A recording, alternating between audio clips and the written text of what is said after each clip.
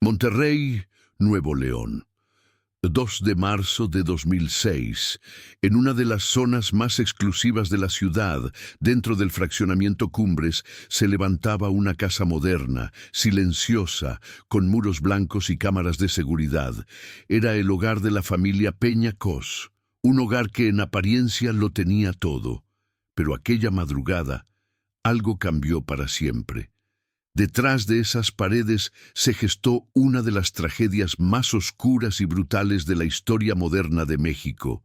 Una historia de amor, obsesión y muerte. La historia de Diego Santoy Riverol y Erika Peña Cos. Diego y Erika se conocieron siendo adolescentes. Ella, una joven de familia acomodada, inteligente, reservada. Él, un chico carismático, amable, de clase media, con una sonrisa que escondía una intensidad difícil de entender. Se enamoraron rápido, demasiado rápido. Pero como todo amor joven, también se destruyeron con la misma intensidad con la que se amaban. Peleas, celos, reconciliaciones, amenazas. Un ciclo que se repetía una y otra vez, cada vez más violento. Cuando Erika decidió terminar definitivamente la relación, Diego no lo soportó. Para él, el amor no era algo que pudiera acabarse, era una posesión, y lo que no podía tener, debía destruirlo. La madrugada del 2 de marzo, Diego llegó a la casa de los Peña Cos. Dicen que entró con ayuda de Catalina, la empleada doméstica, quien lo conocía desde hacía años. En teoría, solo quería hablar con Erika. Una conversación, una última oportunidad. Pero cuando entró a esa casa, no había marcha atrás. Lo que pasó dentro duró menos de una hora, pero dejaría una huella que aún hoy, casi 2 décadas después, sigue viva en la memoria colectiva. Según los reportes, Diego subió al segundo piso. En una de las habitaciones dormían Eric, de 7 años, y María Fernanda, de 3, los hermanos menores de Erika. Nadie sabe exactamente qué ocurrió después, pero lo que se descubrió estremeció a todo México. A las 4:00 de la mañana, un grito desgarrador despertó a los vecinos. No era un sonido humano, era un alarido que provenía de lo más profundo del miedo. La policía llegó minutos después. Dentro de la casa encontraron una escena de pesadilla. Eric, el pequeño, había sido asesinado con un objeto punzocortante. María Fernanda, estrangulada con una cuerda, y Erika estaba viva, con heridas graves. Diego había huido. Desapareció entre la lluvia, dejando atrás una escena bañada en sangre, confusión y horror. Lo que comenzó como un amor juvenil terminó en una de las masacres más incomprensibles de México, pero el verdadero terror apenas comenzaba. Monterrey amaneció con el corazón paralizado. Las noticias hablaban de un crimen atroz en el fraccionamiento Cumbres, 2 niños muertos, una joven herida y un fugitivo con rostro de niño. Su nombre, Diego Santoy Riverol. Apenas tenía 21 años, pero su rostro ya era el del monstruo más temido de México. Después del crimen, Diego huyó de la casa bajo la lluvia. Se dice que caminó sin rumbo, que pidió ayuda, que lloró. Otros aseguran que no mostró ningún remordimiento. Condujo por carreteras secundarias, evitando retenes. Llevaba consigo poco dinero y un plan improvisado. Su objetivo, llegar a Oaxaca, donde tenía conocidos. Durante los días siguientes, la policía desplegó un operativo nacional. Fotos suyas aparecieron en noticieros, periódicos y en la mente de millones de mexicanos. La cacería había comenzado, pero Diego no estaba solo. Lo acompañaba Alma Delia, su exnovia. Una joven de sonrisa dulce que, sin saberlo, se convertiría en cómplice del asesino más buscado del país. Días después, mientras el país ardía en indignación, Diego fue capturado en un retén en Oaxaca. Su rostro, sereno, su voz, calmada. Y ante las cámaras dijo algo que nadie olvidaría.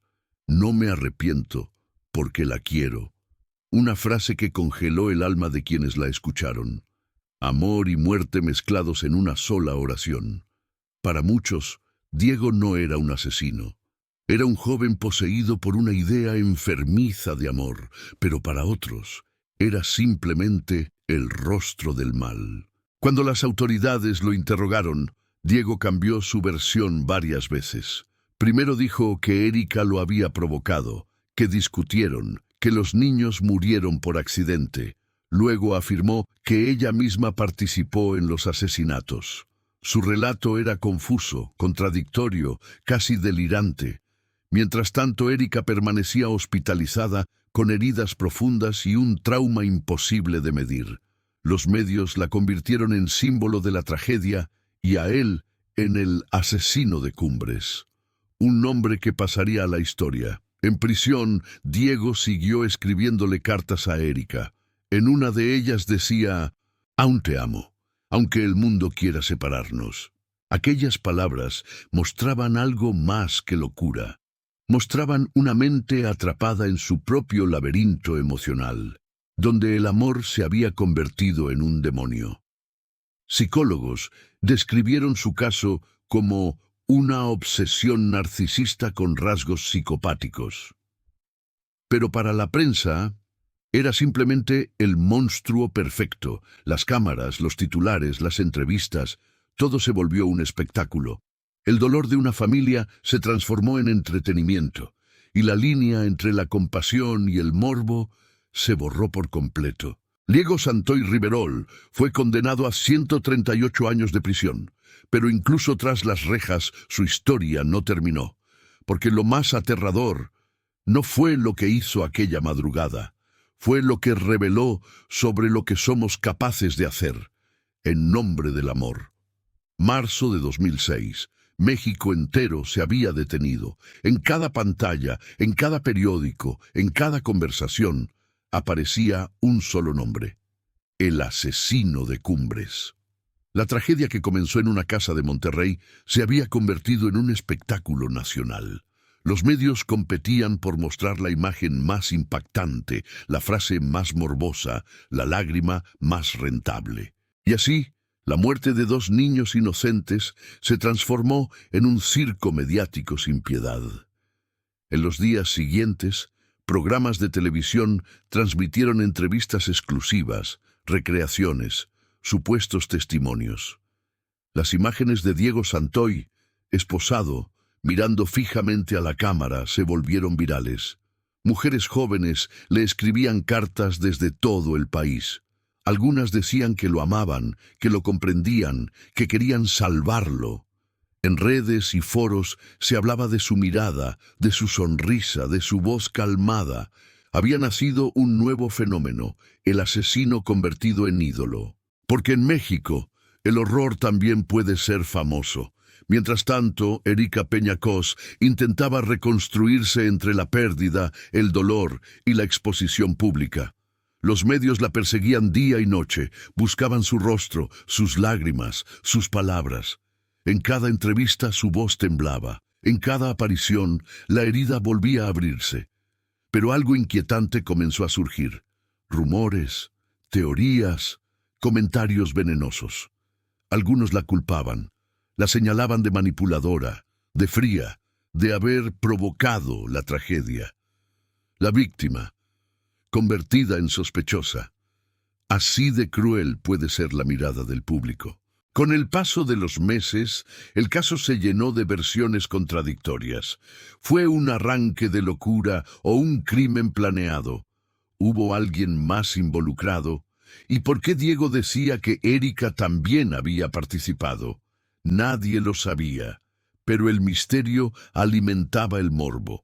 Algunos programas de televisión llegaron a recrear el crimen en dramatizaciones grotescas, y lo que debía ser una historia de duelo se convirtió en un espectáculo de horror. Pero detrás de las cámaras, entre los reflectores, una sombra más profunda comenzaba a extenderse, la sombra de la impunidad. En prisión, Diego Santoy se convirtió en una figura pública. Recibía cientos de cartas cada mes, algunas con mensajes de amor, otras con confesiones perturbadoras. «Eres hermoso. Te entiendo. Yo también mataría por amor. Palabras escritas con tinta roja, con perfume, con fotos adjuntas. Era el nacimiento de una figura que México nunca olvidaría, el asesino romántico. Y el país, sin quererlo, lo había creado. Pasaron los años. Diego fue condenado a 138 años de prisión. Erika intentó desaparecer del ojo público, pero el caso nunca murió. Nuevos documentales, podcasts, videos y foros reviven la historia una y otra vez, porque hay algo en ese caso que sigue provocando fascinación y miedo. La idea de que el amor y el odio pueden ser la misma cosa. La idea de que todos podríamos ser capaces de algo así. En Monterrey, la Casa de Cumbres sigue en pie. Las paredes fueron pintadas, las cortinas cambiadas, los muebles reemplazados, pero quienes han vivido ahí dicen que por las noches se escuchan pasos pequeños, risas infantiles y un nombre repetido en voz baja: Diego. Porque hay crímenes que no terminan cuando se dicta sentencia. Algunos siguen respirando, y este es uno de ellos. Los años pasaron. El caso Cumbres ya no ocupaba las portadas, pero en la memoria colectiva seguía latiendo como una herida abierta. Diego Santoy Riverol, el asesino de Cumbres, fue condenado a 138 años de prisión. La sociedad respiró aliviada, creyendo que el monstruo había sido encerrado para siempre, pero el verdadero monstruo no siempre está tras las rejas. En el penal, Diego se convirtió en una sombra. Lejos de las cámaras, lejos de los reflectores, el silencio comenzó a devorarlo. Sin embargo, cada tanto, su nombre regresaba a la luz. Entrevistas filtradas, cartas misteriosas, videos con supuestas confesiones. Algunos decían que había cambiado, otros que seguía justificándose. En una ocasión escribió: «No fue odio, fue amor, un amor que no supe detener». Palabras que helaron la sangre de quienes aún recordaban los nombres de Eric y María Fernanda. Erika Peña Cos intentó rehacer su vida. Se mudó, estudió y desapareció del ojo público. Pero las heridas no siempre son visibles. A veces, el trauma vive en los silencios, en la mirada, en el eco de una noche que nunca termina. Monterrey siguió adelante. Pero quienes vivieron aquellos días de horror saben que el caso Cumbres no fue solo una tragedia. Fue una grieta, una fractura en la inocencia del país. Más de una década después, el caso volvió a resurgir en redes sociales, documentales y series. Y cada vez que alguien pronuncia el nombre Cumbres, algo se remueve en el aire. No es solo morbo, no es solo curiosidad, es miedo. Miedo de reconocer que, bajo la superficie de las familias perfectas, puede esconderse una oscuridad que no queremos ver. Miedo de aceptar que el amor puede transformarse en algo mortal. Hay historias que no se olvidan, no porque las recordemos, sino porque nos recuerdan ellas a nosotros. Diego Santoy sigue vivo. En algún lugar, dentro de una celda fría, sigue respirando.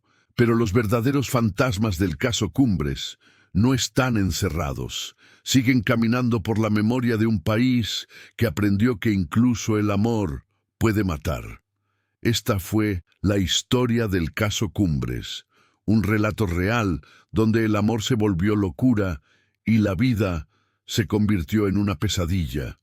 Si esta historia te estremeció, suscríbete y activa la campanita para que no te pierdas los próximos relatos de crímenes reales, misterio y terror. Déjame en los comentarios qué otro caso quieres que investiguemos, porque detrás de cada historia que parece tener un final, aún puede esconderse otra verdad. Estas en sombra negra oscura, y esto fue el caso Cumbres, el amor que mató. Buenas noches. Y recuerda, a veces los monstruos también dicen te amo. Te esperamos en el siguiente video.